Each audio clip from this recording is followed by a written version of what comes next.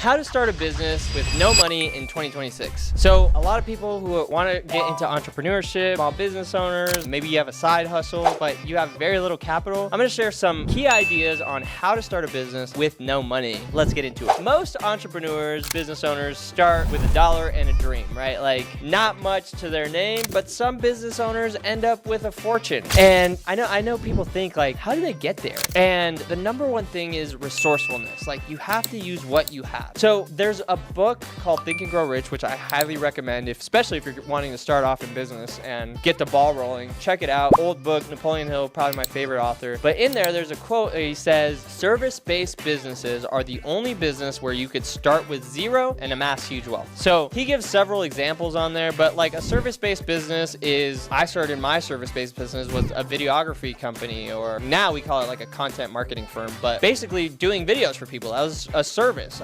Accounting, plumbing, janitorial system, cleaning services. You don't need a whole lot, like a mop and some Windex, and dude, you're off to the races. You could generate money like that. But so the barrier of entry for a service-based business is typically you have to develop a skill. So like accounting, you have to go to school, right, for an extended period of time to learn accounting. Videography, you have to learn a camera for an extended period of time to deliver a good service and a good product. Cleaning, maybe you got to clean your room a good amount of times before offer that as a service. But there's a small barrier of entry when, if you think about business, right? Like, let me give you an example. We own 3 podcast studios.